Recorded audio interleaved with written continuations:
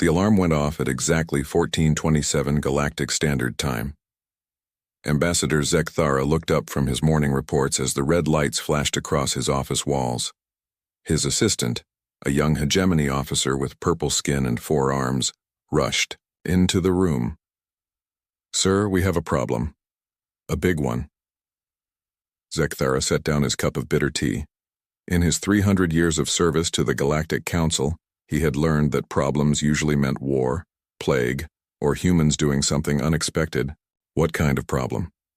"The humans have gone silent, sir. Completely silent." The ambassador felt a cold feeling in his stomach. He had dealt with humans for over 50 years.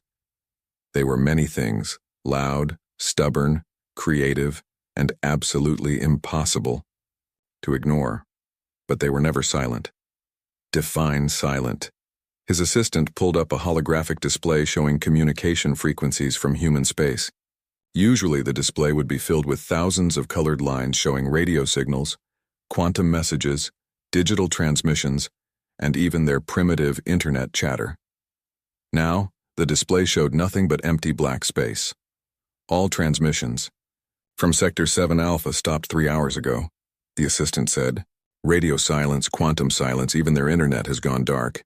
It's like they all just stopped talking." Zekthara stood up and walked to the large window overlooking the Galactic Council station. Outside, ships from dozens of different species moved through space carrying trade goods, diplomats, and messages between the stars. Somewhere out there, in a small corner of the galaxy, lived the humans. 20 billion souls on dozens of worlds, and they had all stopped making noise at the same time. "Have we tried contacting them?" he asked. "Yes, sir. We sent standard diplomatic signals to Earth, their colonies, their space stations. Nothing came back. No response at all." The ambassador turned back to his desk and activated his emergency communication system. Within minutes, representatives from the major galactic powers appeared as holograms around his office. There was Commander Vex from the Ethereal Collective, her crystal body glowing with worry. General Tor from the Iron Synthesis stood perfectly still, his mechanical form showing no emotion, but somehow radiating concern. Even the insect-like Queen Speaker from the Hive Collective had joined the emergency meeting. "Has everyone noticed the situation with the humans?"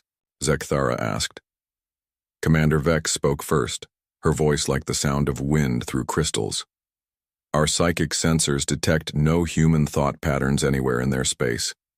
For a species that thinks as loudly as humans do, this is troubling. General." Tor's mechanical voice was precise and cold.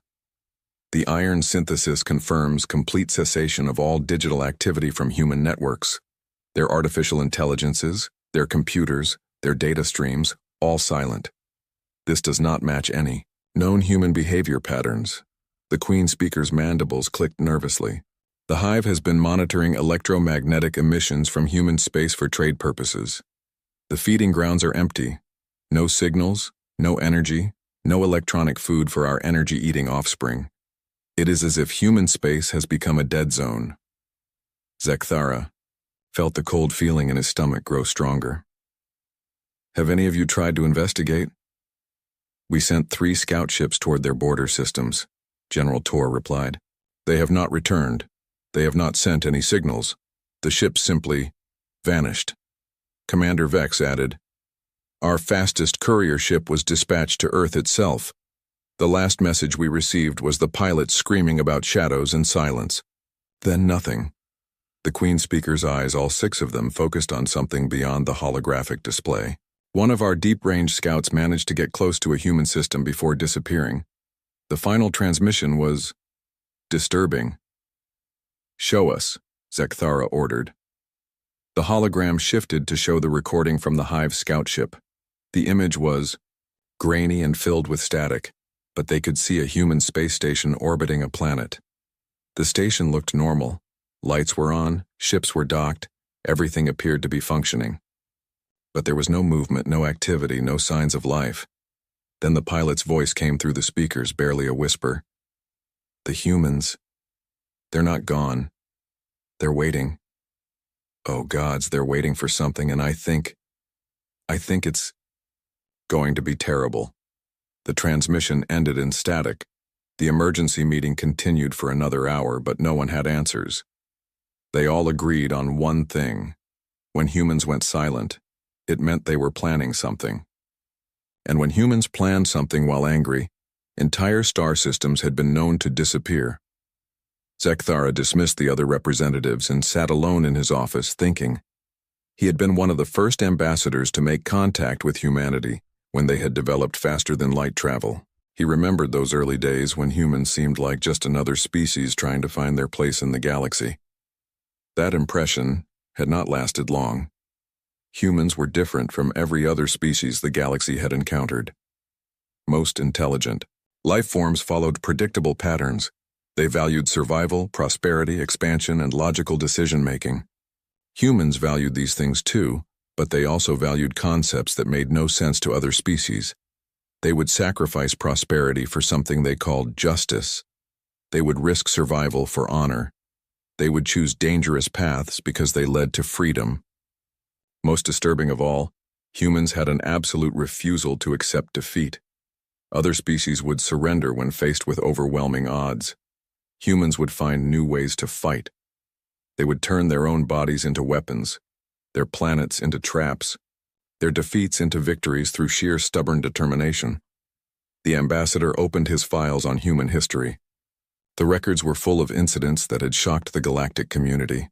The Proxima Colony situation, where humans had literally blown up their own planet rather than let invaders take it. The biological war with the Hive, where humans had weaponized death itself. The logic war with the Convergence, where humans had created chaos viruses that turned perfect machines into artists and poets. Each time, the galaxy had learned the same lesson.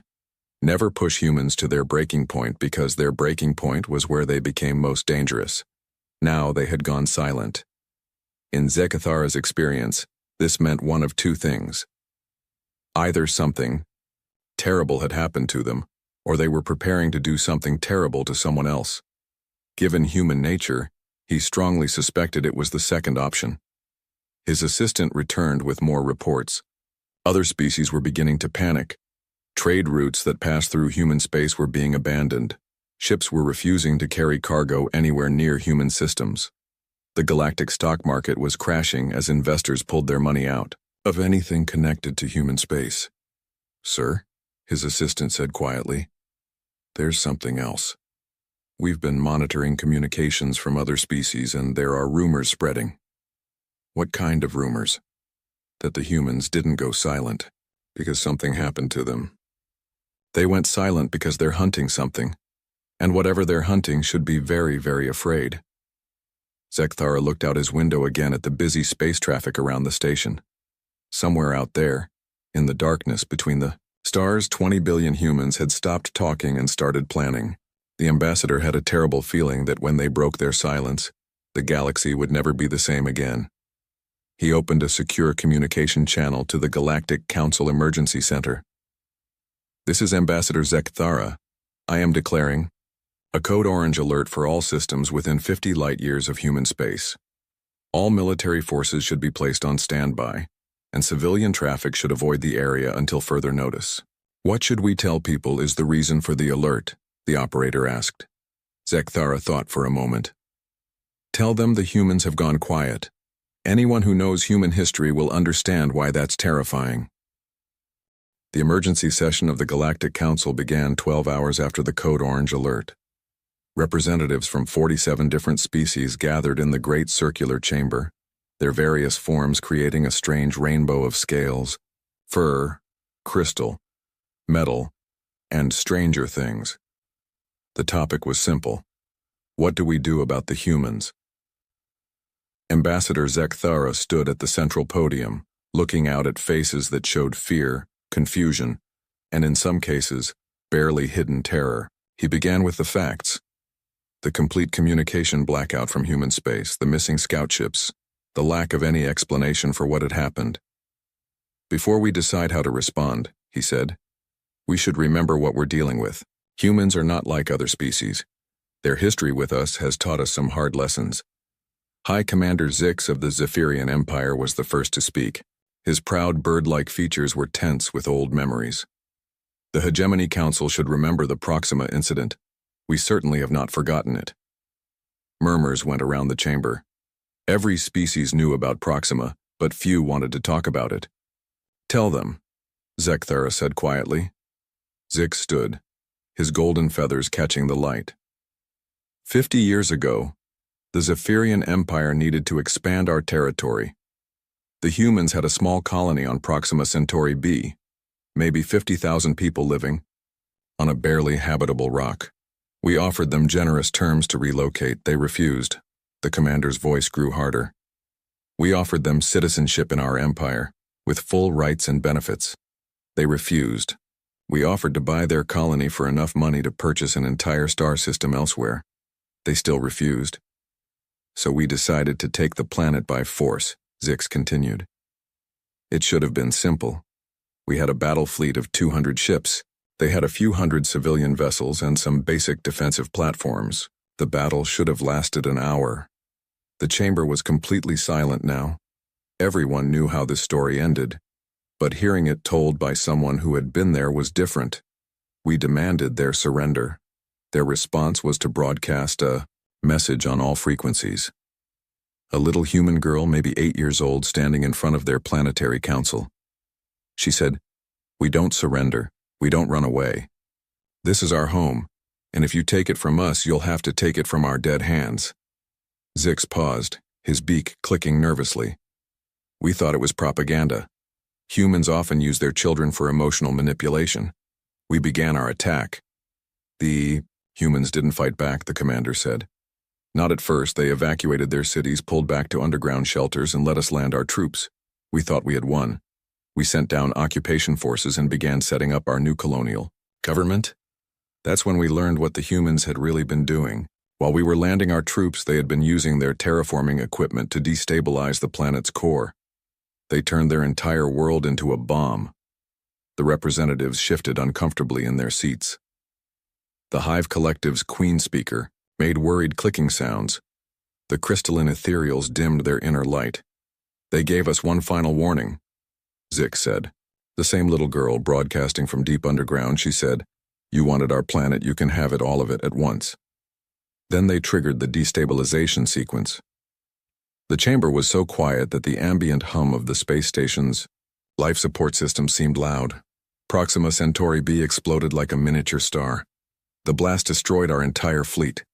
200 ships, 50,000 of our finest warriors, and our most advanced battle group. Gone in an instant. The humans died too, of course, all of them, but they made sure we paid a price that would make every other species in the galaxy think twice about attacking human colonies. Zix sat down heavily. The Zephyrian Empire learned that day that humans don't fight to win. They fight to make sure their enemies lose everything, even if it costs them everything too. Representative Collective Mind 7 from the Hive stood next.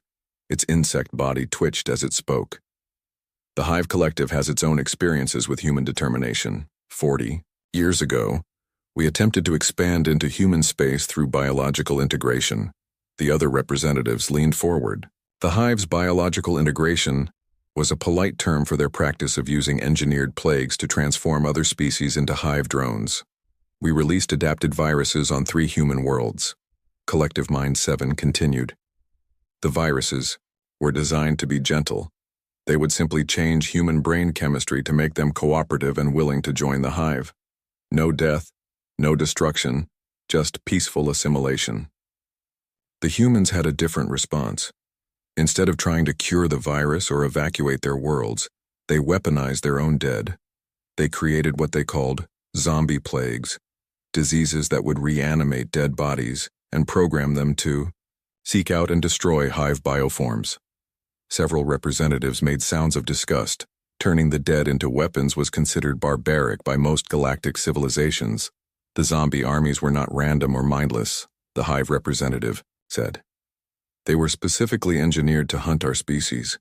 They could track our pheromone signatures across light years. They were immune to our biological weapons. And worst of all, they were contagious to our bioforms. Within 6 months, the humans had launched infected corpses at every hive world within 100 light years. We faced the choice of watching our entire civilization become a galaxy of dead things that hunted the living, or withdrawing from human space completely. Collective Mind 7's mandibles clicked in what the hive used to express deep unease. We chose withdrawal. The humans then sent us a message.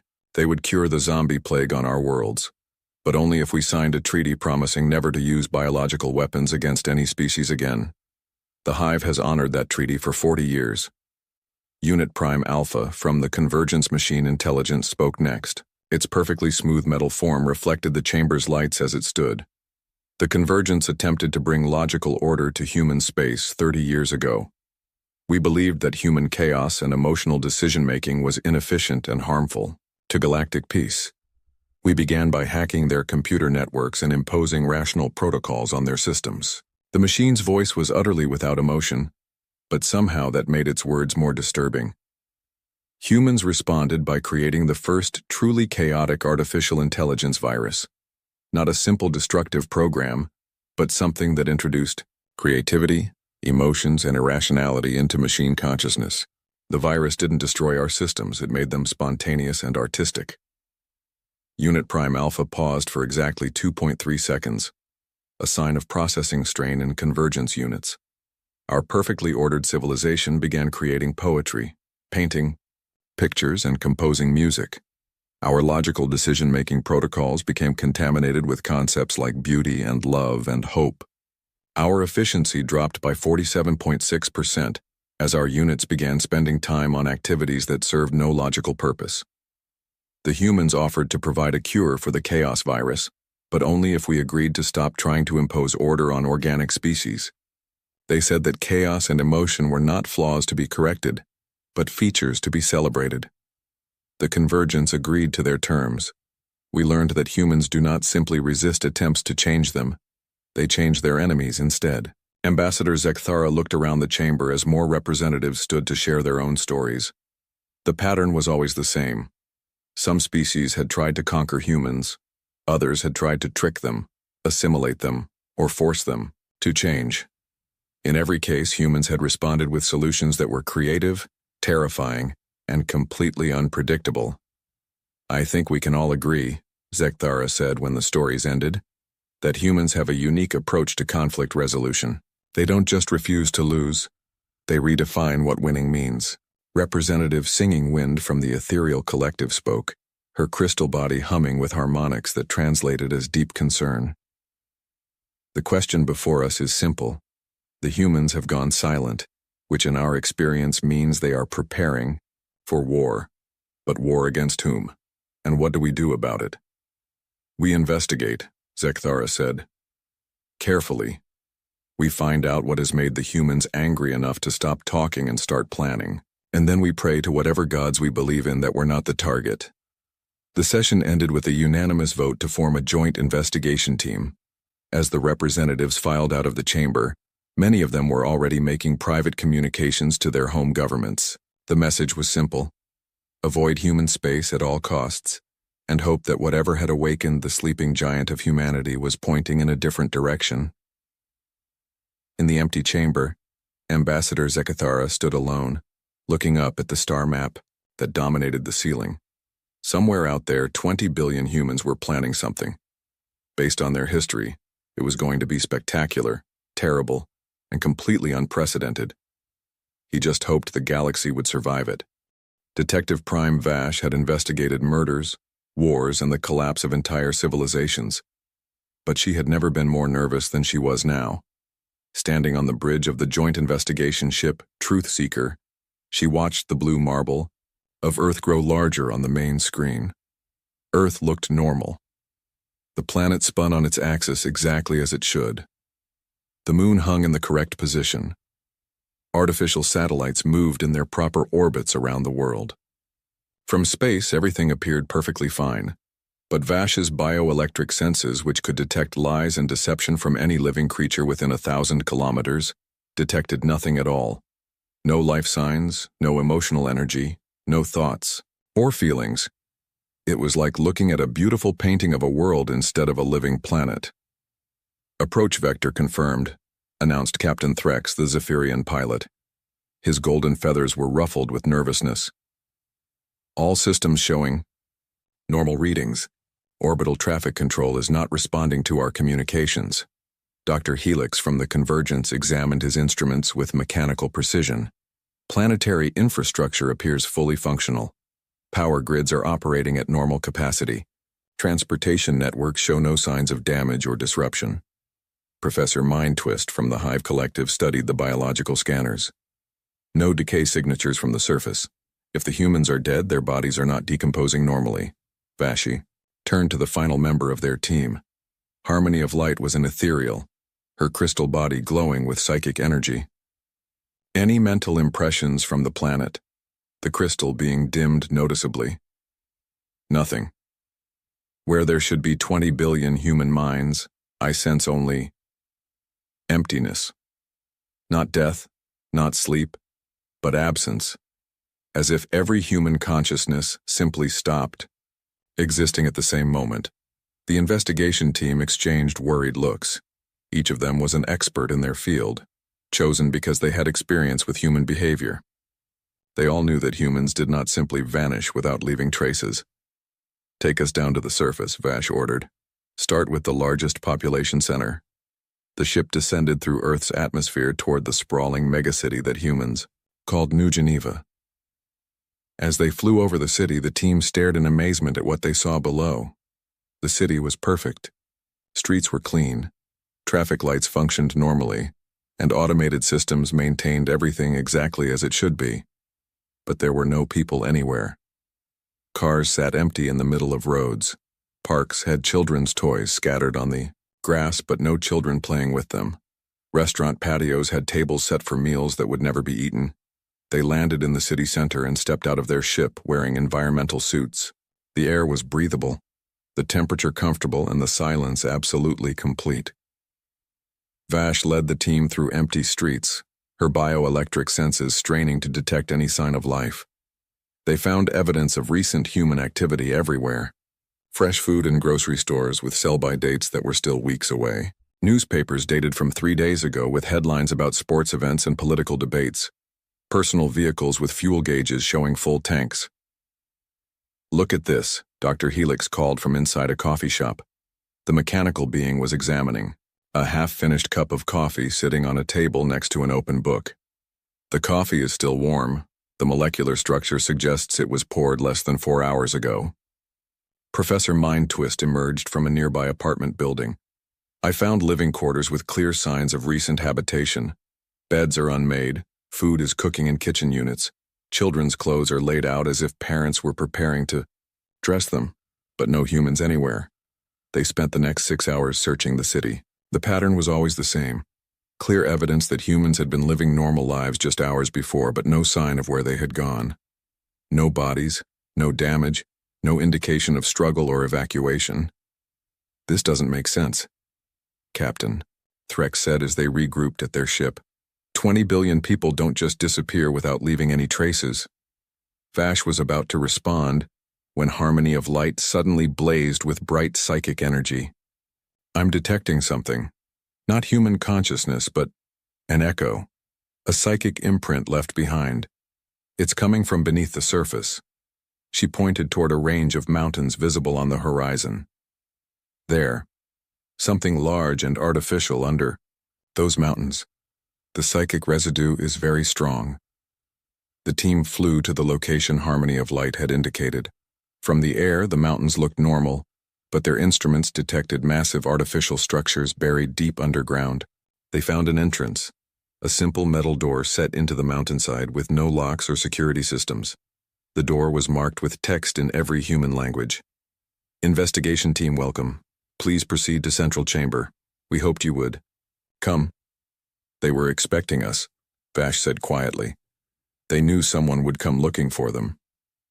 The team entered the underground facility and found themselves in corridors that were clearly human-built, but unlike anything in their databases of human technology. The walls seemed to bend light in impossible ways, creating an effect that was beautiful and disturbing at the same time. The air hummed with energy that made their instruments show readings they couldn't interpret. They followed the corridors deeper into the mountain, passing rooms filled with equipment that defied easy classification. Some chambers contained what looked like star maps, but the constellations were wrong, as if they showed space from a perspective that existed outside normal reality. Other rooms held machines that seemed to be building things out of pure energy. Finally, they reached the central chamber. It was enormous, a sphere carved out of solid rock with walkways spiraling up the walls toward a platform at the center. On that platform stood a single human artifact. It was a wall covered with text in every language the galaxy had ever encountered, including several that the investigation team didn't recognize. At the center of the wall, in letters that seemed to glow with their own light, was a message in perfect galactic standard.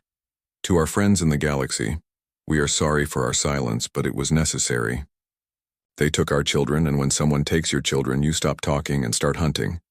We have gone where they cannot hide, to bring our young ones home and make sure this never happens again.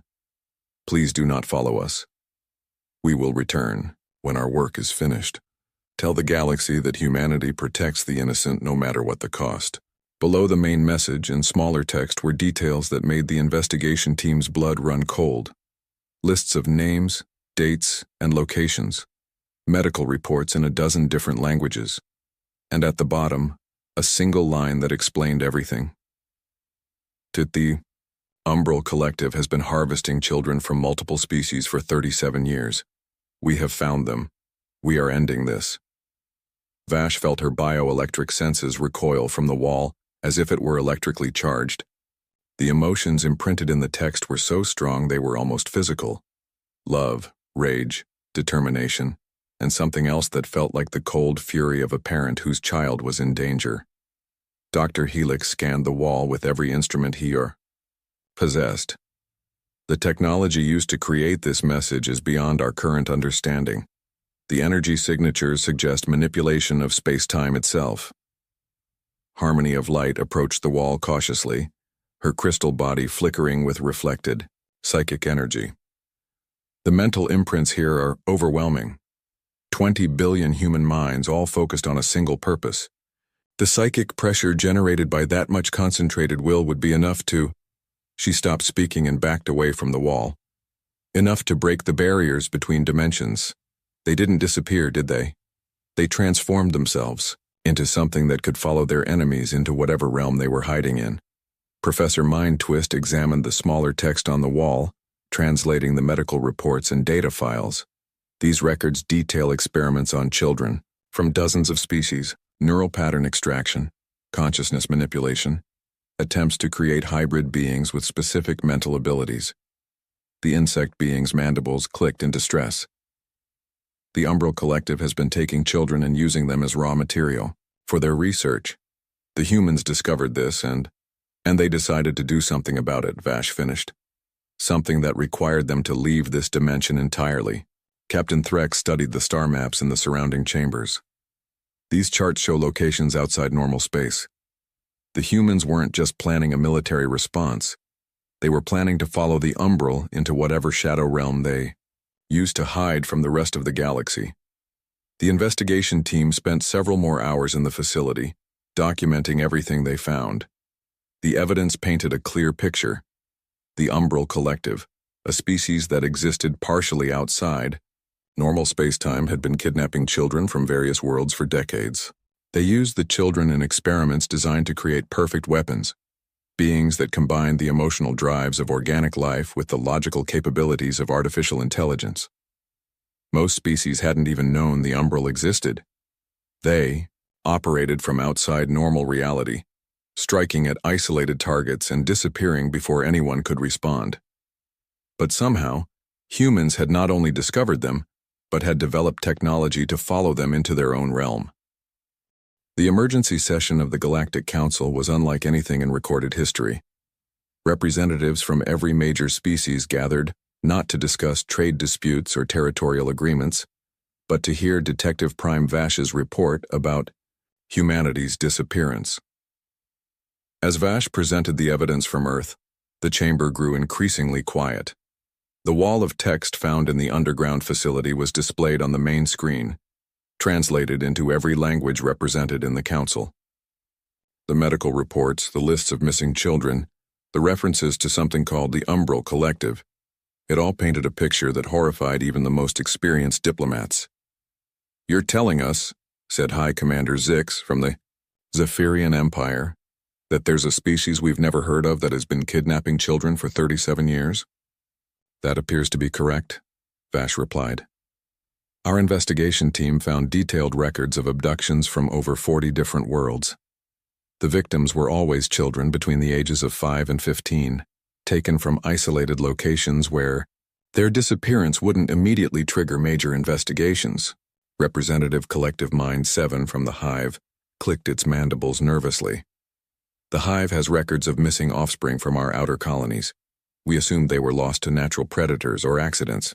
You're saying they were deliberately taken?" Dr. Helix from the Convergence projected holographic data into the center of the chamber, cross-referencing the human records with missing person reports from all member species. "We have identified over 3,000 children who disappeared under circumstances consistent with umbral activity."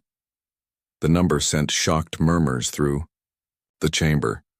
3,000 children taken from their families and used for unknown purposes by a species that most of the galaxy had never even heard of. Ambassador Zek Thara stood at the central podium. "Before we continue, we need to understand exactly who the Umbral Collective is. I'm calling upon our Historical Research Division to present what little information we have."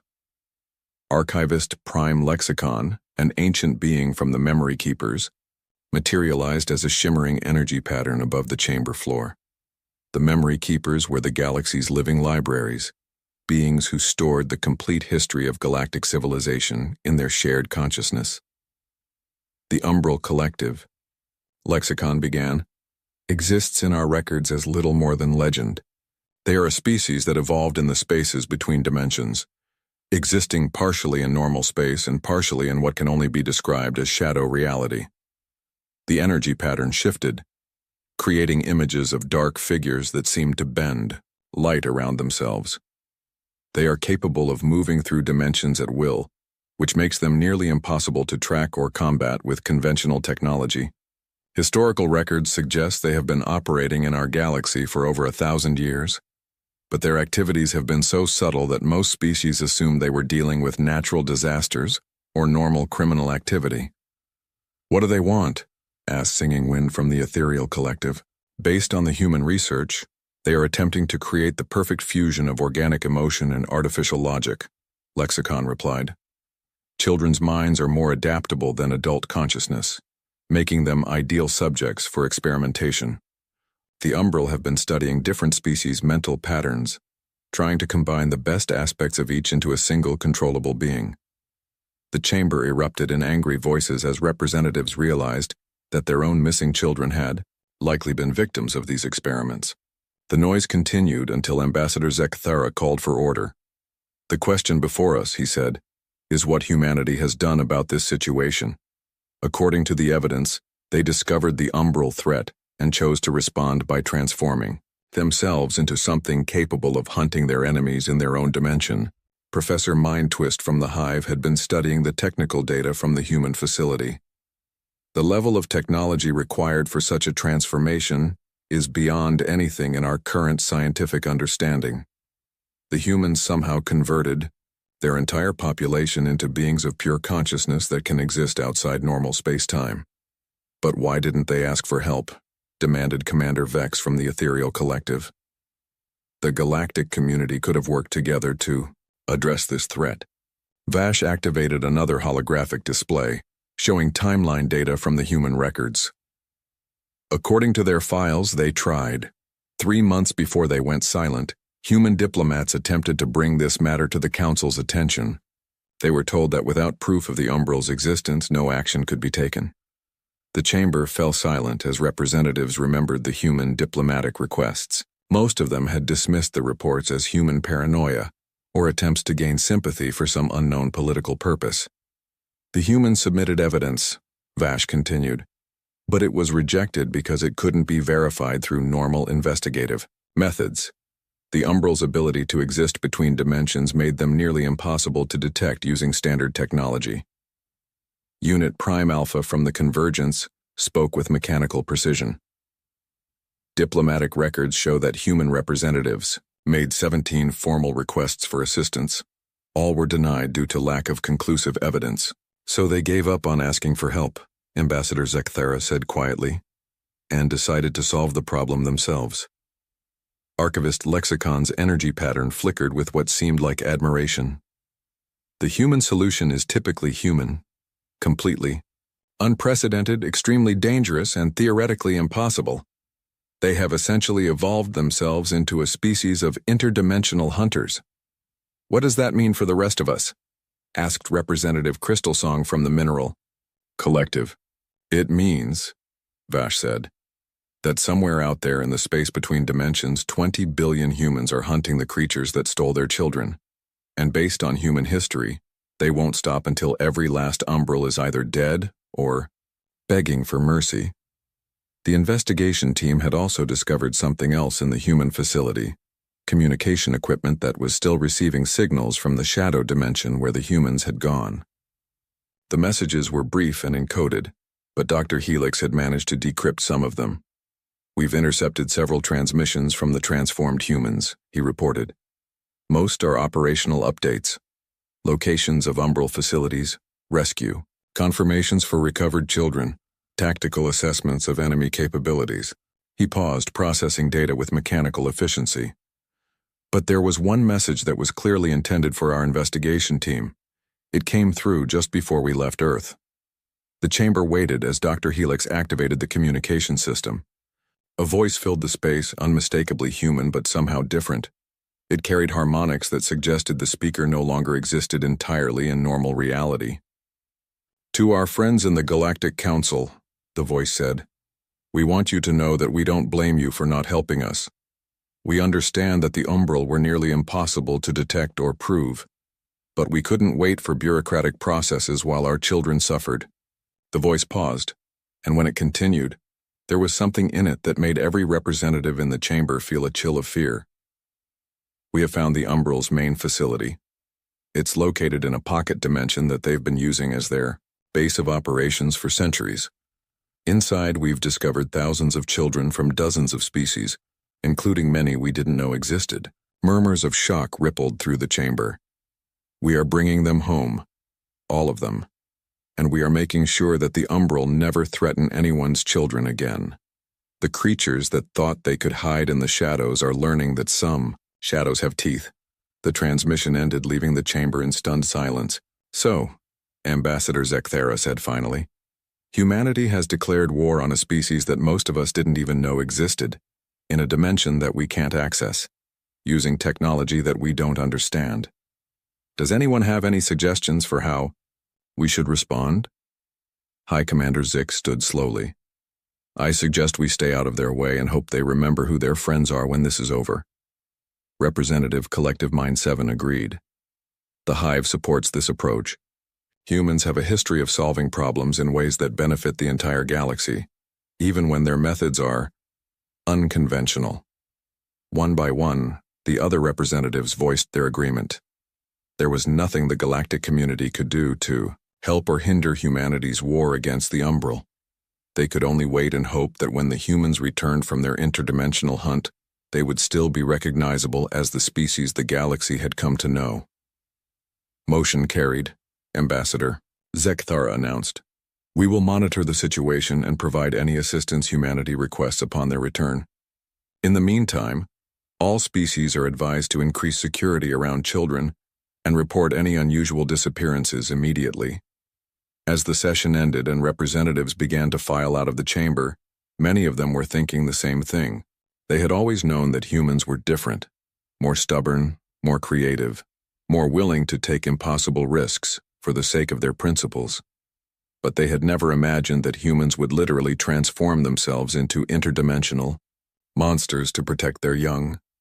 The reports began coming in 6 days after the Galactic Council session. At first, they were dismissed as sensor errors or communication glitches, ships detecting impossible energy signatures in empty space, stations picking up transmissions from sources that shouldn't exist, research facilities finding their monitoring equipment flooded with data that made no scientific sense. But as more reports arrived from across the galaxy, a pattern emerged. Something was happening in the dark spaces between stars, and whatever it was moving fast. Ambassador Zekthara was reviewing the latest batch of incident reports when his assistant rushed into his office, his 4 purple arms waving in excitement. "Sir, you need to see this immediately. We're receiving a transmission from the Umbral Collective." Zekthara nearly dropped his tea. "The Umbral are contacting us? I thought they didn't even acknowledge our existence." "That's just it, sir. They're not just acknowledging us, they're begging for help." The holographic display activated, showing a figure that seemed to be made of living shadow. It was roughly humanoid in shape, but its edges flickered and shifted, as if it couldn't quite decide whether it wanted to exist in normal space. "Galactic Council," the shadow being said, its voice like whispers in an empty room. "We request immediate assistance. We are under attack by entities of unprecedented hostility and capability." The Umbral's image flickered with what might have been fear. "We have operated in peace for 1,000 years, conducting necessary research for the betterment of all species. Now we face extinction at the hands of beings that hunt us across dimensions." Zekthara activated his communication system. "This is Ambassador Zekthara of the Galactic Council. Identify yourself and state the nature of your emergency." "I am Void Speaker Prime of the Umbral Collective. Our dimensional strongholds are being systematically destroyed by creatures that appear to be evolved humans. They pursue us through realms where no organic life should be able to survive." The shadow being's image became more agitated. "We offer to return all research subjects to their points of origin and cease all interaction with normal space, if the Council will intervene to stop these attacks." Before Zekthara could respond, another voice came through the communication system. This one was unmistakably human, but it carried harmonics that suggested the speaker existed in multiple dimensions simultaneously. "Galactic Council, this is Commander Sarah Chen of the Human Shadow Fleet. Please disregard the Umbral's request for assistance. Their research subjects are children they kidnapped from their families. We are in the process of bringing them home." The Umbral's image became even more distorted. "The humans are destroying facilities that took centuries to build. They show no regard for the valuable research being conducted." "The research," Commander Chen's voice replied coldly, "involved cutting open children's brains to see how they worked. We regard that research exactly as it deserves." Zekthara found himself in the unprecedented position of mediating a conflict between species that existed in different dimensions. "Commander Chen, what is the status of the missing children?" "We have recovered 2,147 children from various species. Sir, all are alive, though many require medical attention. We are in the process of returning them to their home worlds through dimensional portals." "And the Umbral facilities?" "We have destroyed 17 research stations and are pursuing the remaining Umbral forces to their primary stronghold. Our intention is to ensure they never threaten anyone's children again." The Umbral representative's image flickered frantically. "The humans are committing genocide. They show no mercy, no willingness to negotiate." "You took our children," came another human voice, this one younger and somehow even more terrifying than the commander's. "Did you show them mercy when they cried for their mothers? Did you negotiate when they begged to go home?" Reports continued to flood in from across the galaxy. Ships detecting massive energy discharges in empty space, as if battles were being fought in dimensions just beyond normal perception. Some stations reported seeing rifts in space-time itself, through which observers glimpsed impossible geometries and structures that hurt to look at. Then the children began coming home. The first was a young Zephyrian girl who appeared in a flash of silver light in the middle of her family's living room on the colony world of New Talon. She was thin and scared, but alive and unharmed. Within hours, similar reports came in from dozens of worlds. Human children appeared in their bedrooms, blinking in confusion as if awakening from a long dream. Hive offspring materialized in the communal nurseries where they had been born.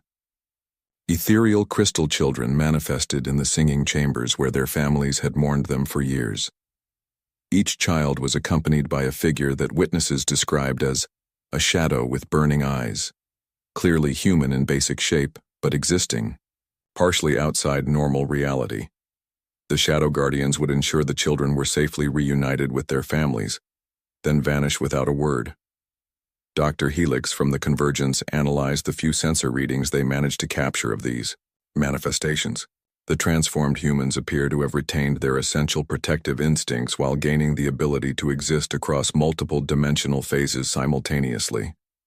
They are no longer bound by normal physical laws. 3 days after the first children returned, Ambassador Zekthara received a final transmission from the Umbral Collective. The image was barely coherent, flickering between visibility and transparency. Council, help us. The humans. They have found our home realm. They are coming. Please. The transmission cut off in a burst of static that left the communication, equipment smoking. 6 hours later, Commander Chen contacted the Council directly. Ambassador Zekthara, this is to inform you that the Umbral threat has been permanently resolved. Their primary facility has been destroyed, their leadership eliminated, and their remaining forces scattered to dimensions where they can no longer threaten normal space. What about the Umbral survivors? Zekthara asked. Any Umbral who renounced child harvesting and provided information about missing children were allowed to live in exile in distant dimensions. Those who refused. The commander's voice carried a finality that made Zekthara shiver. They learned that some things are unforgivable. Over the following weeks, all 3,000+ missing children were returned to their families. The process was handled with such precision that many families received their children back within hours of their disappearance. From the children's perspective, the traumatic memories of their captivity had been carefully edited from their minds, leaving only vague dreams of a dark place where kind shadows had kept them safe until they could go home.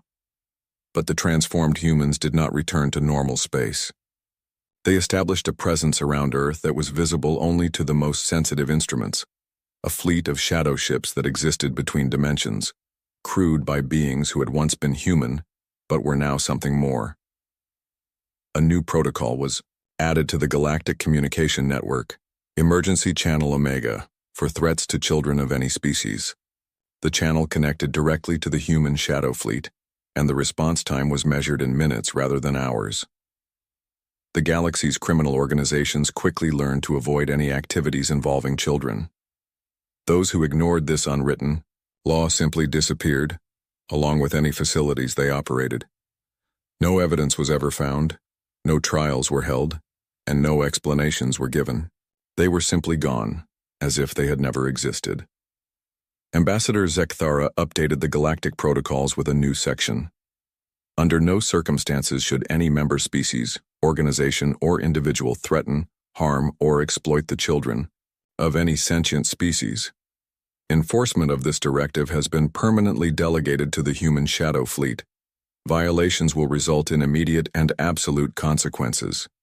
He also added a personal note to the files. Humanity has evolved beyond their original biological limitations while retaining their fundamental values. They have become the galaxy's guardians of the innocent, existing in the spaces between worlds to ensure that no child anywhere in the galaxy will ever again suffer as theirs did. Years later, when other species told stories to their own children, they would often include tales of the Shadow Guardians, beings of light and darkness who watched over all children everywhere, making sure they were safe from the monsters that lived in the dark. The children would ask if the Shadow Guardians were real, and their parents would look up at the stars and say, "They are as real as a parent's love for their child, and that's the most real thing in the universe." On Earth, the planet remained empty of human life but perfectly maintained by automated systems. Sometimes travelers passing through the system reported seeing figures moving through the abandoned cities, tall shadows with burning eyes that seemed to be keeping watch over something precious. The humans had become something new, something that existed beyond normal space and time. They had sacrificed their physical existence to ensure that no other species would ever have to endure what they had endured. And in the deep places between dimensions, where shadow ships moved through realms of twisted physics and impossible geometries, the transformed humans continued their eternal patrol. They had become the Admiral Vexithari stood on the bridge of his flagship, the mighty Eternal Conquest. His 4 eyes studied the holographic display showing the outer rim of the galaxy. Strange signals had been coming from that area for months now. The signals were weak and primitive, but they were clearly from an intelligent species. "Admiral," called his communications officer, a thin Zephyrian with purple skin. "We have decoded more of their transmissions. They call themselves humans and their home system is called Sol." Vexthari's mandibles clicked together in amusement. Another primitive species to add to the empire. In his 300 years of service, he had conquered 47 different worlds. This would be number 48. "What do we know about their technology?" he asked. "Very basic, sir. They use chemical rockets and primitive nuclear fusion. Their largest ships appear to be no bigger than our scout vessels. Intelligence estimates. They have barely reached their neighboring planets." The admiral's chest swelled with pride. The Zephyrian Empire had ruled 847 star systems for over 3,000 years. They had conquered every species they had ever met. These humans would be no different. "Send the 3rd Scout Fleet to investigate," Vexthari ordered. "Standard protocol. Assess their capabilities, then begin annexation procedures." 3 weeks. Later, the first reports came back from the Outer Rim. Captain Zulmar of the scout ship Swift Death transmitted his findings to the Admiral. "Sir, we have made contact with the human vessels. They appear to be exploration ships and colony transports, very lightly armed. We engaged 3 of their larger vessels and captured them easily." Vexthari nodded. This was going exactly as expected. "Any resistance?" "Minimal, sir. Though I must report something strange. The human prisoners keep talking about their real navy and asking when their main fleet will arrive. They seem to think these ships we captured are not military vessels." The Admiral laughed, a sound like grinding metal. "Typical primitive psychology. They cannot accept defeat, so they create fantasies about hidden fleets. Continue with standard procedures." Over the next few days, more scout ships reported similar encounters. Human vessels were scattered throughout several star systems, all easily defeated. The ships carried scientists, miners, and families. Their weapons were simple and clearly not designed for real warfare. During interrogation, the human prisoners all told the same story. They claimed to be civilians. They said their exploration ships and colony vessels were not part of their military. When asked about their defenses, they spoke casually about something called the Earth Defense Force and mentioned that their real warships were still back home. Intelligence Officer Kex Thule presented his analysis to the Admiral. "Sir, the humans appear to suffer from severe delusions. They consistently claim that we have not yet encountered their actual military forces. They speak of ships called dreadnoughts and battle cruisers, as if these are common things in their fleet." "Fear makes primitives say strange things," Vexthari replied. "What matters is that we have seen their capabilities. These humans are even weaker than the Greltons were, and we conquered them in 6 days. The captured humans were moved to prison, ships for transport to the Empire's slave worlds. But even in captivity, they remained strangely calm. One human female, who claimed to be a xenobiologist, actually seemed excited to meet the Zephyrians. "This is fascinating," she told her guards. "Wait until Earth Command hears about this. A whole galactic empire, though I really hope they send diplomats before the fleet arrives. Violence is so wasteful." The guards reported this to their superiors, who dismissed it as the babbling of a defeated enemy. Meanwhile, the Empire began its standard annexation procedures. Supply ships moved toward human space, carrying the materials needed to build administrative centers on human worlds. The Emperor himself was informed of the new conquest and approved the usual policies. The humans would be classified as a servant species and put to work in the Empire's factories and mines. But as the Empire's forces moved deeper into human space, they began to encounter more resistance. The humans had scattered their people across dozens of systems, and each group fought fiercely despite having inferior weapons.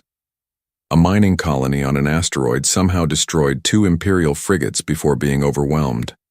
A scientific research station used experimental weapons that burned through Imperial shields like they were made of paper. Even civilian transport seemed to carry more firepower than expected. Captain Mordek reported from the human system they called Alpha Centauri. Admiral, these humans fight strangely. They do not surrender when clearly beaten. Their civilian vessels ram our ships when their weapons fail. And sir, they have industrial facilities here that are much larger than we expected for such a primitive species. How large? Vexathari asked. The asteroid mining operations appear to process more raw materials in one day than most of our core worlds produce in a month. And sir, we found construction yards building ships. Big ships, much larger than anything we have captured so far. This information troubled the Admiral. Primitive species were not supposed to have such advanced industrial capabilities. But the evidence was clear. These humans were more developed than their simple technology suggested. The most disturbing report came from Commander Telvash, who had captured a human ship called the Scientific Endeavor. The ship's database contained star charts showing human activity across hundreds of light years. These were not the maps of a species that had barely left their homeworld. Sir, Telvash reported, according to these records, humans have been exploring this region of space for over 50 years. They have colonies, research stations, and industrial facilities in more than 30 star systems. This is a much larger operation than we initially believed. Vexathari studied the reports in his private chambers. Something was wrong with this conquest. The humans were supposed to be primitive, but their industrial capacity suggested otherwise. They were supposed to be weak, but they fought with surprising effectiveness. Most concerning of all, every human prisoner still insisted that the Empire had not yet faced their actual military. The Admiral decided to send a message to the Emperor, requesting additional forces. As he dictated the report, he found himself thinking about something one of the human prisoners had said. The human, a young male who claimed to be a graduate student in astrophysics, had laughed when told about the mighty Zephyrian Empire. 800 star systems, that's cute. You guys are going to be so surprised when the defense force shows up. I just hope they don't bring the heavy stuff. The diplomats are still trying to arrange a peaceful meeting. At the time, Vexathari had dismissed this as meaningless chatter. But now, looking at the evidence of human industrial capacity and their casual confidence even in defeat, he began to wonder. What if the humans were telling the truth? What if the Empire really had not yet encountered their military forces? The Admiral shook his head. Impossible. The Empire had conquered nearly 1,000 species over 3 millennia. They knew how to recognize military capability. These humans were just another primitive race with delusions of grandeur. But as he sent his report to the Emperor requesting reinforcements, Vexathari could not shake the feeling that he was missing something important. The humans were too calm, too confident, too well prepared for a species that had supposedly just been discovered. In the prison ships, the human captives continued to speak of their real fleet with casual certainty. They acted like people waiting for rescue, not like a conquered species facing slavery. And in the back of his mind, Admiral Vexathari began to suspect that perhaps this conquest would not be as simple as he had believed. 2 months into the human campaign, Admiral Vexathari received reports that made no sense. The humans were supposed to be defeated.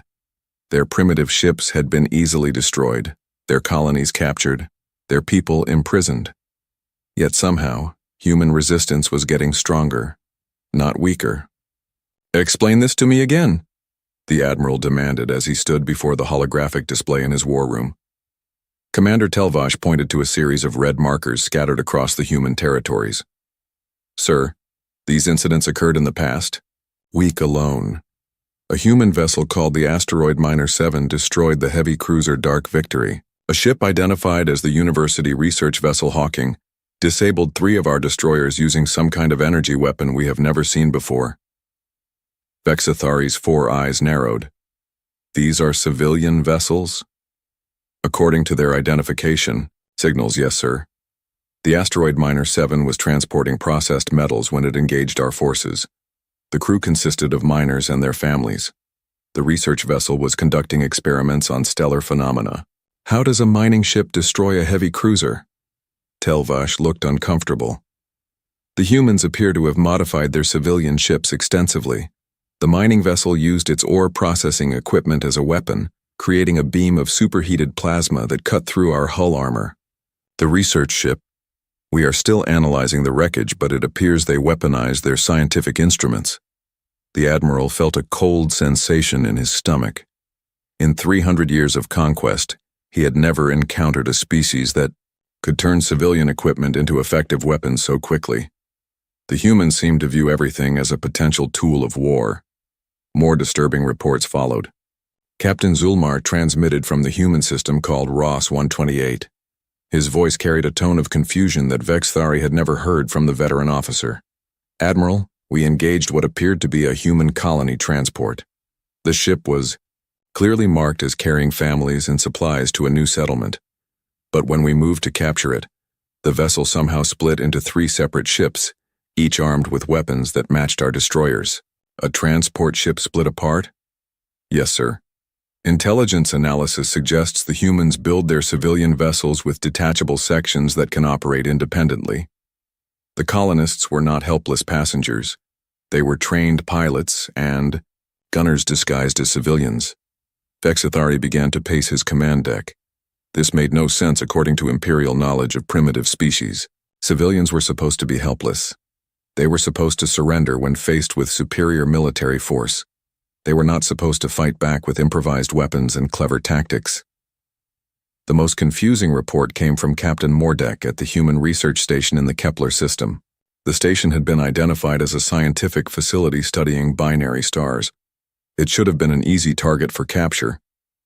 "Sir, the research station was not what it appeared to be. When we approached, it activated defenses that, well, I have never seen anything like them. They created some kind of artificial gravity well that pulled our ships off course, then hit us with focused beams of stellar radiation. They weaponized a star?" "It appears so, sir. The humans at the station claim they were just conducting experiments on stellar manipulation. They say they never intended to fight us, but when we attacked, they used their research equipment to defend themselves." The Admiral stood in silence for several minutes. His mandibles clicked nervously as he processed this information. The Empire had detailed protocols for conquering primitive species. None of those protocols included procedures for dealing with civilians who could turn scientific equipment into superweapons. Intelligence Officer Kexthul approached with another troubling report. "Sir, we have analyzed the human databases recovered from captured vessels. The information is concerning." "How concerning?" "The humans appear to have industrial capacity far beyond what we initially estimated. Their asteroid mining operations produce more raw materials than some of our core worlds. Their research facilities conduct experiments that our own scientists would consider impossible. And sir, there are references to ships and weapons we have not yet encountered." Kexthul activated a holographic display showing excerpts from human databases. The humans classify their vessels into categories: civilian, commercial, research, and military. Everything we have fought so far falls into the first 3 categories. We have not yet encountered a single ship classified as military. Vexithari stared at the display. "Are you telling me that mining ships and research vessels have been destroying our warships?" "Yes, sir. And according to these databases, the human military uses completely different technology. There are references to plasma cannons, gravitational torpedoes, and something called Planet Killer class dreadnoughts." The Admiral felt his confidence beginning to crack. Could the human prisoners have been telling the truth?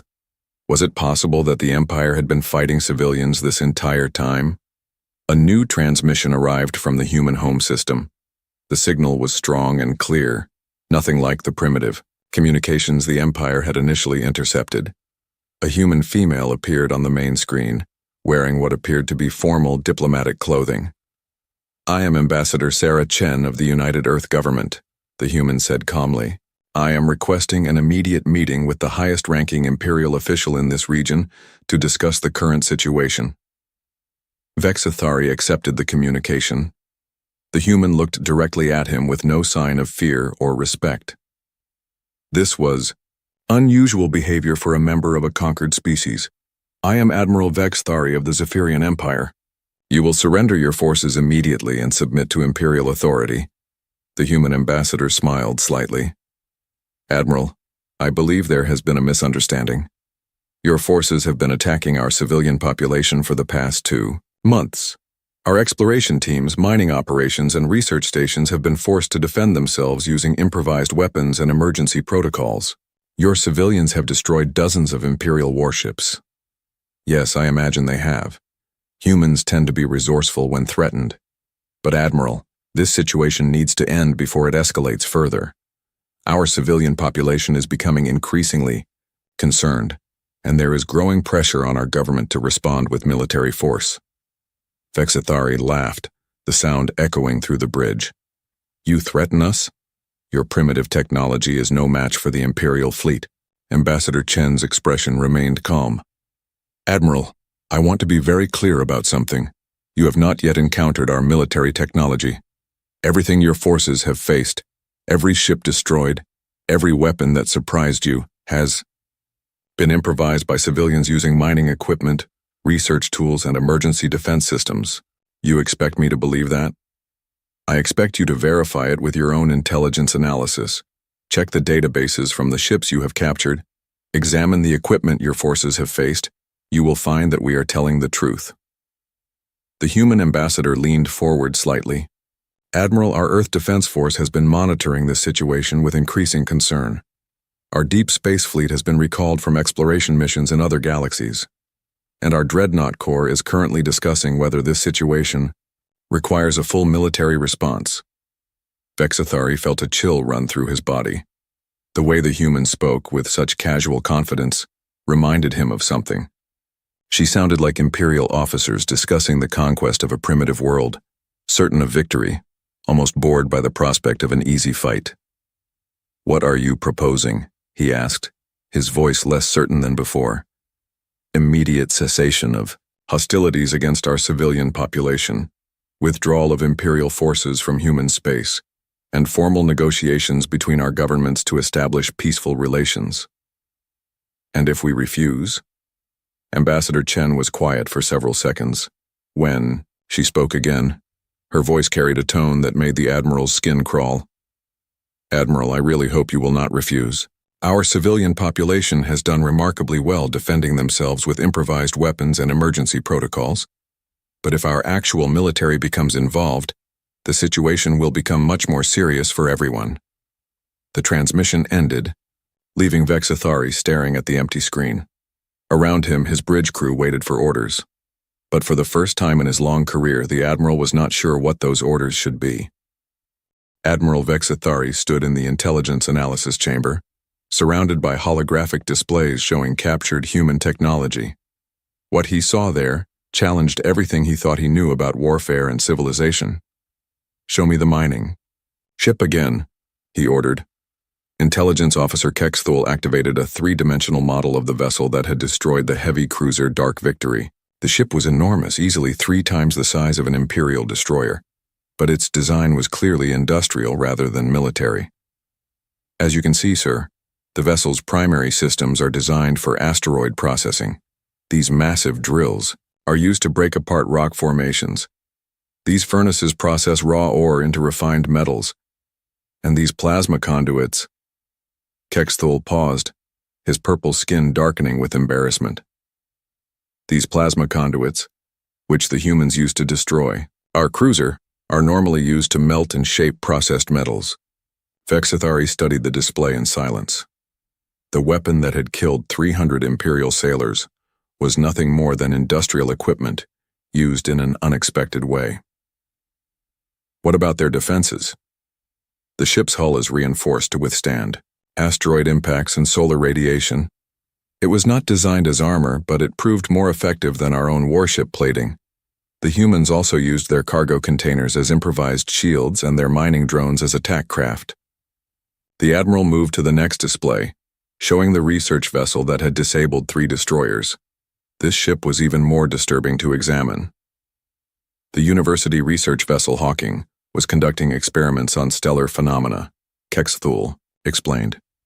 Its primary equipment includes devices for manipulating electromagnetic fields, studying gravitational anomalies, and analyzing stellar radiation. When attacked, the crew used these instruments to create weapons our forces could not defend against. They turned scientific equipment into superweapons? Yes, sir. And according to the ship's databases, this was not planned. The crew consisted of university professors and graduate students. They had no military training, they simply adapted their tools to the situation. Vexthari felt a growing sense of dread as he moved through the displays. Each captured human vessel told the same story. Civilians with no military experience had defeated Imperial warships using nothing but creativity and determination. The most disturbing discovery came when Kexthul showed him the human databases they had recovered. The information contained within challenged every assumption the Empire had made about these strange beings. Sir, the humans appear to organize their society very differently from other species we have encountered. According to these records, their civilian population receives extensive technical education. A typical human miner understands physics and engineering at a level that matches our own military specialists. How is that possible? Their education system, sir. The humans apparently believe that all citizens should understand science and technology. Even their artists and writers study mathematics and engineering. This explains how they were able to weaponize civilian equipment so effectively. Vexthari studied a display showing human industrial capacity. The numbers were staggering. These production figures cannot be correct. We have verified them multiple times, sir. The human asteroid mining operations process more raw materials in 1 month than the Empire's 3 largest industrial worlds produce in a year. Their manufacturing capacity is beyond anything we have in our databases. How many ships can they build? Kexthul's expression became even more troubled. According to these records, sir, the humans can construct a vessel the size of our heavy cruisers in approximately 6 days. Their largest shipyards can build multiple such vessels simultaneously. The admiral sat down heavily in his command chair. The implications were terrifying. If the humans could build ships faster than the Empire, could destroy them, then this war was already lost. Show me their military classifications, Vexthari ordered, dreading what he might learn. The holographic display changed, showing excerpts from human military databases. What Vexthari saw there made his blood freeze in his veins. The humans organized their vessels into clear categories. Civilian ships were for exploration, research, and industry. Commercial vessels handled trade and transportation. And then there were the military classifications: patrol craft, frigates, destroyers, cruisers, battleships, carriers, and something called dreadnoughts. We have not encountered a single vessel from the military categories, Kexthul reported, quietly. Everything we have fought, every ship that has surprised us, every weapon that has confused us, has been civilian or commercial. What about these dreadnoughts? The database contains very little information about them, sir. There are references to Planet Killer class dreadnoughts and deep space exploration dreadnoughts, but no technical specifications. The humans appear to classify this information as highly secret. Vexthari stood and walked to the main display, which showed a map of human space. Red markers indicated Imperial forces, while blue markers showed human activity. What he saw there confirmed his worst fears. They are not fighting us with everything they have, he said quietly. No, sir. According to communications intercepts, the human military is still debating whether to respond to our attacks. Their civilian government is trying to resolve this situation through diplomacy. And if diplomacy fails? Kexthul activated another display showing intercepted human communications. Sir, we have decoded several transmissions between human colonies and their homeworld. The civilians are requesting military assistance, but they have been told to hold out a little longer, while diplomatic solutions are pursued. One particular transmission made Vexthari's hands shake as he read it. A human colony administrator had sent a message to Earth saying, "The Empire's forces are not as advanced as we initially feared.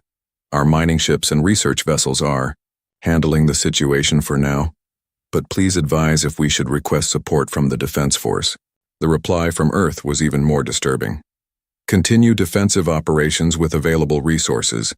Military intervention has been authorized if necessary, but prefer to resolve this through diplomatic channels. Note that the dreadnought fleets remain on deep space missions and should not be recalled unless situation becomes critical. They consider our entire invasion force to be a minor inconvenience, Vexthari said in disbelief. It appears so, sir. There are also references to human military units we have not yet encountered, something called the Earth Defense Force, Solar Navy, and Colonial Marine Corps. And sir, there are mentions of human activity in other galaxies. Other galaxies? Yes, sir. The humans apparently have exploration fleets operating in Andromeda and other nearby galaxies. Their deep space dreadnoughts are described as being on extended patrol beyond local galactic boundaries. Vexathari stared at the display in horror. The Empire controlled less than 1% of their own galaxy, and considered themselves the supreme power in the universe. But these humans spoke casually of sending fleets to other galaxies entirely.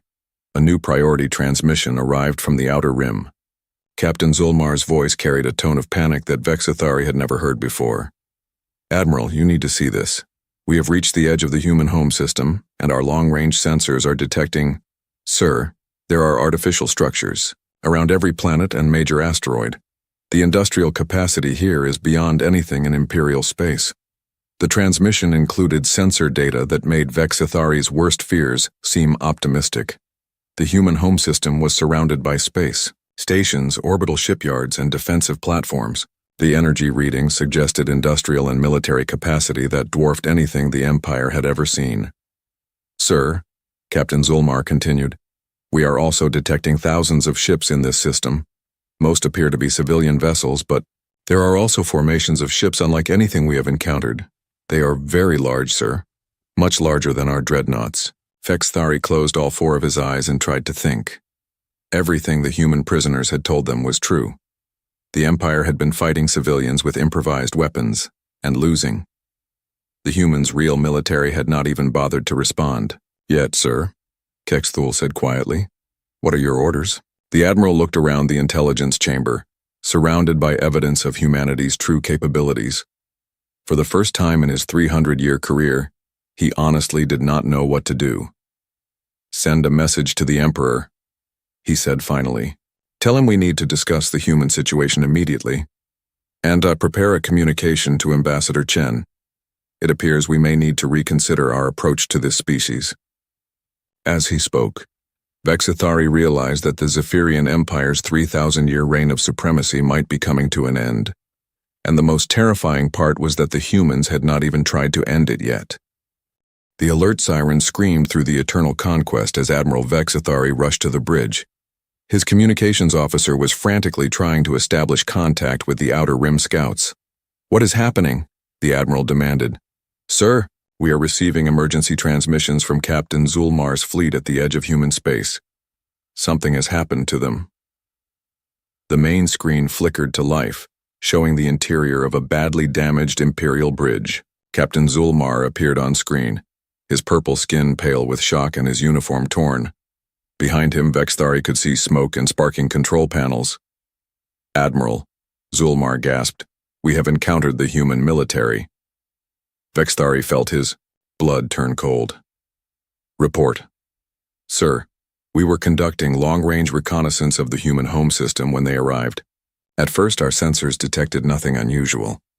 Then space itself seemed to unfold. Explain. Zulmar's hands shook as he spoke. The humans appeared to be using some kind of faster-than-light technology we have never seen. One moment, empty, space. The next moment, a fleet of ships materialized around us. Sir, their vessels are enormous. Our largest dreadnought would fit inside their smallest ship. The screen switched to external camera footage from Zulmar's ship. Vexathari stared in disbelief at what he saw. The human ships were sleek and graceful, but their size was beyond comprehension. The smallest appeared to be the size of an Imperial space station. The largest stretched so far that the cameras could not capture their full length. How many ships? Vexathari asked. 12 in the first wave, sir. But Admiral, they identified themselves as Patrol Group 7. According to their communications, this is just a routine patrol unit. Vexathari's mandibles clicked nervously. If this was a routine patrol, what did their main fleet look like? We attempted to communicate, Zulmar continued. The human commander was very polite. He identified himself as Commander Jackson of the Earth Defense Force.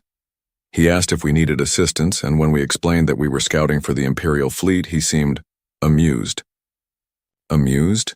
Yes, sir, he said, and I quote, "Oh, you must be with the group that's been bothering our civilians. We've been asked to look into that situation." Then he asked if we would like to surrender now, or if we preferred to fight first. The Admiral stared at the screen. The casual confidence in the human commander's words was more terrifying than any threat could have been. "I chose to fight, sir," Zulmar said quietly. "It was not a fight." The screen switched to tactical recordings of the battle. Vexathari watched in horror as the Imperial fleet engaged the human patrol group. The Empire's most advanced weapons struck the human ships and simply disappeared. The energy beams and plasma bolts were absorbed by the human shields without any visible effect. The human response was devastating. Beams of brilliant light reached out from their ships and cut through Imperial hulls like they were made of paper. Entire Imperial cruisers simply ceased to exist, vaporized in seconds by weapons that seemed to manipulate reality itself. "Sir," Zulmar continued, "our weapons had no effect on them, none at all. But their weapons, they destroyed the heavy cruiser Imperial Pride with a single shot. The destroyer's swift vengeance was cut in half by some kind of energy beam, and the battleship Eternal Glory." The captain paused, his voice breaking. "Sir, they made the Eternal Glory disappear. I do not know how to explain it. One moment it was there, the next moment there was just empty space where it had been." Vexathari forced himself to remain calm. "How did you survive?" "The human commander contacted us during the battle. He said he was under orders to minimize casualties and asked if we were ready to surrender. When I agreed, they used some kind of technology to disable our ships without destroying them. Sir, they could have killed us all in the first few seconds of the engagement." "What happened next?" "Commander Jackson came aboard our ship to discuss terms. Admiral, he was wearing no protective gear. He walked through our ship like he was visiting a museum. He seemed genuinely curious about our technology, but also disappointed." "Disappointed?" "He said our weapons and ships were less advanced than expected. He asked if this was truly the best the Empire could field. When I explained that our fleet represented the Empire's most modern warships, he looked sad." Vexathari felt his world beginning to collapse around him. "Did he make any demands?" "He asked us to deliver a message to our superiors. He said the humans were still hoping to resolve the situation peacefully, but that patience was running out. He mentioned that our attacks on human civilians were causing political pressure back home, and that some humans were demanding a more direct response." The screen showed Commander Jackson as he spoke to the captured Imperial officers. The human looked young and relaxed, nothing like the terrifying warrior Vexathari had expected. He spoke to the Imperial captains like a teacher explaining something obvious to confused students. "Your Empire has been attacking our civilian population for months," Jackson said calmly. "Our miners, scientists, and colonists have done their best to defend themselves, but this situation cannot continue. We're giving you one last chance to withdraw peacefully before our government decides to take stronger action." "What stronger action?" Captain Zulmar had asked. Jackson's expression became serious. "Captain, what you've seen today is a single patrol group using minimal force. Our main battle fleets are still in home system, and our deep space dreadnoughts haven't even been informed of this situation yet. If this conflict escalates further, things will become much more serious for everyone involved." The recording ended, leaving Vexathari staring at a blank screen. Around him, his bridge crew waited for orders, but the Admiral found himself unable to speak. Intelligence Officer Kex Thul approached with another report. "Sir, we have received additional information from the surviving ships. The human patrol group allowed our forces to scan their vessels during the surrender negotiations. What did the scans reveal?" "Sir, the human ships appear to use technology that is centuries beyond our capabilities. Their power generation systems produce more energy than our largest space stations. Their weapons manipulate matter at the atomic level, and their shields, and our analysts believe their shields could withstand a direct hit from a planet-killer weapon." Vexathari sat down heavily in his command chair. "How many humans were aboard those 12 ships?" According to the scan, sir, each ship carried between 10 and 50,000 crew members. But Admiral, that is not the most disturbing part. What could be worse? Kex Thule activated a holographic display showing intercepted human communications. Sir, we recorded the human commander's report to his superiors. Commander Jackson described the engagement as routine patrol action against obsolete vessels and recommended that diplomatic solutions be pursued before the situation requires main fleet intervention. The display showed a transcript of Jackson's communication with Earth Command. Patrol Group 7 has neutralized Imperial Scout Fleet with minimal force required. Enemy technology assessed as approximately 3 centuries behind current Earth standard. Recommend continued diplomatic approach before escalation to main battle fleet level. Request confirmation that dreadnought fleets should remain on deep space missions. The response from Earth Command was equally terrifying. Confirmed. Maintain current posture. Main fleet remains on standby. Dreadnought fleets continue current missions unless situation becomes critical. Political leadership still hopes for peaceful resolution. Vexathari read the transcript 3 times before fully understanding its implications. The human patrol group that had effortlessly destroyed an Imperial fleet was considered barely worth mentioning by Earth Command. Their main fleet had not even been activated, and their most powerful ships, these dreadnoughts, were apparently busy with missions so important that even a war with the Empire was not worth interrupting them. Sir, his communications officer called out, we are receiving a transmission from Earth. Ambassador Chen is requesting another meeting. Vexathari looked around his bridge at the faces of his crew. For 3,000 years, the Zephyrian Empire had been the supreme power in the galaxy. They had conquered every species they encountered and ruled vast regions of space with unquestioned authority. But now they faced an enemy that could destroy their finest warships with casual ease, while treating the entire conflict as a minor diplomatic inconvenience. Accept the transmission, Vexathari ordered, his voice barely above a whisper. Ambassador Chen appeared on the main screen, her expression calm but concerned. Admiral, I believe we need to discuss the situation more seriously now. Our military has become involved, and while they are showing restraint, that restraint will not last indefinitely if attacks on our civilians continue. Vexathari looked at the human ambassador and realized that the Empire's greatest military campaign in centuries had become nothing more than a police action for humanity. And the most terrifying part was that the humans were still trying to be diplomatic about it. Emperor Zekthan sat on his throne in the heart of the imperial capital, staring at the reports that had arrived from the Outer Rim. For the first time in his 800-year reign, he was reading about the defeat of imperial forces. Not just defeat, complete and total annihilation by an enemy that seemed to view the Empire's greatest military effort as a minor inconvenience. Admiral Vexathari stood before the throne, his purple skin pale with exhaustion and defeat. Around them, the Empire's highest officials waited in stunned silence as the full scope of the disaster became clear. Tell me again about these humans, the Emperor commanded. Your Majesty, they are unlike any species we have ever encountered.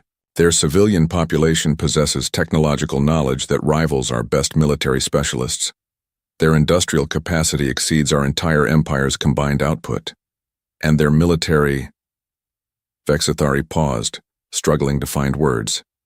Your Majesty, we have not actually seen their military. What destroyed our fleets was identified as a routine patrol group. The Emperor's 4 eyes narrowed. A patrol group destroyed the 3rd and 7th fleets? Yes, Your Majesty. 12 ships, carrying what the humans described as minimal defensive armament. They effortlessly destroyed 47 Imperial warships, including 3 dreadnoughts, without taking any damage themselves. Chancellor Morthek, the Empire's chief advisor, stepped forward. Your Majesty, our intelligence analysis suggests that humanity possesses technology that is centuries beyond our capabilities. Their weapons appear to manipulate matter at the quantum level. Their shields use gravitational fields we do not understand, and their ships are powered by controlled stellar fusion. What do they want? The Emperor asked. That is the strangest part, Your Majesty. They claim they want nothing from us. They simply wish to be left alone to continue their expansion into unclaimed space. They have offered to share some of their technology for peaceful purposes, and they have proposed establishing formal diplomatic relations. The Emperor stood and walked to the great window overlooking the imperial capital. Below him stretched a city that had ruled the galaxy for 3 millennia. Now it seemed small and primitive compared to what he had learned about human capabilities. "Your Majesty," Admiral Vexithari continued, "there is something else. The human ambassador is here. She requests an audience to discuss surrender terms." "Surrender terms?" The Emperor turned back to face his advisors. "We are discussing their surrender?" "No, Your Majesty. She wishes to discuss our surrender." The words hung in the air like a death sentence. In 3,000 years, no one had ever suggested that the Zephyrian Empire might surrender to anyone. "Bring her in," the Emperor said quietly. Ambassador Sarah Chen entered the throne room accompanied by 2 human guards. The guards wore simple uniforms and carried no visible weapons, but their casual confidence suggested they feared nothing in the imperial palace. The ambassador herself looked around the vast chamber with polite interest, like a tourist visiting a historical site. "Your Imperial Majesty," she said with a respectful bow, "I am Sarah Chen, representing the United Earth Government. I come, hoping to resolve this unfortunate situation peacefully." Emperor Zekthon studied the human carefully. She appeared young and fragile compared to his own species, but she carried herself with absolute confidence. "You wish to discuss surrender terms?" "Yes, Your Majesty, though I hope we can find a solution that preserves dignity for all parties involved." "What are your demands?" Ambassador Chen smiled slightly. "Actually, Your Majesty, our demands are quite modest. We require immediate withdrawal of all Imperial forces from human space, an end to attacks on our civilian population, and establishment of formal diplomatic relations between our governments." The Emperor frowned. "That is all?" "We also request the release of all human prisoners currently held by Imperial forces, compensation for damage done to our civilian facilities, and assurance that such attacks will not be repeated." Chancellor Morthek stepped forward. "And what do you offer in return?" "We offer to forget this unfortunate incident ever happened. We propose a formal peace treaty that establishes clear boundaries between human and Imperial space. We also offer to share certain technologies that might benefit both our civilizations." The Emperor found himself confused by the human's reasonable tone. "You could destroy us completely, could you not?" Ambassador Chen's expression became serious. "Your Majesty, our military assessment suggests that humanity possesses significant advantages in this conflict. However, we prefer peaceful solutions to violent ones. Destroying your empire would serve no useful purpose and would cause tremendous suffering. But you could do it?" The ambassador was quiet for several seconds. "Your Majesty, I am not a military officer, so I cannot provide detailed assessments. However, I can tell you that our defense force considers this situation to be easily manageable with current resources. Our main battle fleets remain in home system, and our deep space dreadnoughts have not been recalled from their exploration missions." Emperor Zekthon felt his last hopes crumble. Even now, facing the surrender of the galaxy's greatest empire, the humans spoke of their most powerful ships as if they were too busy with other projects to bother with this war. "What are these exploration missions?" he asked. "Our dreadnought fleets are currently conducting surveys in the Andromeda Galaxy and several other nearby galaxies. They are establishing first contact with civilizations in those regions and setting up communication networks for future diplomatic relations." The Emperor stared at the human ambassador. "You have ships in other galaxies?" "Oh yes, Your Majesty. Humanity has been expanding beyond our local galaxy for several decades now. We have encountered many fascinating civilizations. In fact, we recently made contact with a species called the Builders in Andromeda, who have some very interesting construction projects underway." Chancellor Morthek's voice was barely a whisper. "What kind of construction projects?" "I am not certain of the details, Your Majesty, but I believe they involve large-scale engineering projects using entire star systems. Our scientists are very excited about the possibilities for collaboration." The Emperor sat back down on his throne, feeling suddenly very old and very small. The Empire had considered itself the supreme power in the universe, but these humans spoke casually of working with beings who could engineer star systems in other galaxies. "What happens if we refuse your terms?" he asked. Ambassador Chen's expression remained diplomatic, but her voice carried a subtle change in tone. "Your Majesty, I sincerely hope you will not refuse. Our civilian population has shown remarkable patience during this conflict, but that patience has limits. There is growing pressure on our government to respond more decisively." What would a decisive response involve? Our military leaders have prepared several options, Your Majesty. The most moderate involves deploying our main battle fleet to restore order in the affected regions. The more extensive options involve recalling our dreadnought fleets from their current missions. The ambassador paused, letting the implications sink in. "Your Majesty, I want to be very clear about something. What your forces have encountered so far represents a tiny fraction of humanity's capabilities. Our patrol groups use older technology and operate under strict rules of engagement designed to minimize casualties. Our main fleet uses much more advanced weapons and operates under different rules. And our dreadnoughts—" She shook her head. "Your Majesty, I really hope this situation does not require the involvement of our dreadnoughts." Emperor Zekthon looked around his throne room at the faces of his advisors. These beings had helped him rule the largest empire in galactic history. Now they looked like frightened children facing forces they could not comprehend. "What are your formal terms?" he asked. Ambassador Chen activated a holographic device that displayed a detailed treaty. "The Treaty of Titan, Your Majesty. It establishes permanent peace between humanity and the Zephyrian Empire, defines clear territorial boundaries, provides for prisoner exchange and compensation, and creates a framework for future diplomatic and trade relations." The Emperor read through the treaty carefully. The terms were surprisingly generous. Humanity asked for no tribute, demanded no territory within existing imperial space, and even offered technological assistance for peaceful development. "Why are you being so reasonable?" he asked. "You could demand anything you wanted." Ambassador Chen smiled. "Your Majesty, humanity learned long ago that lasting peace cannot be built on humiliation and revenge. We want neighbors, not slaves. We want trade partners, not tribute worlds. We want to explore the universe together, not waste time fighting over territory." The Emperor looked at the treaty again, then at his advisors. Chancellor Morthek nodded slowly. Admiral Vexus Thari managed a weak smile of relief. "We accept your terms," the Emperor said. As he signed the Treaty of Titan, Emperor Zekthon realized that he was not just ending a war. He was acknowledging that the Zephyrian Empire was no longer the supreme power in the galaxy.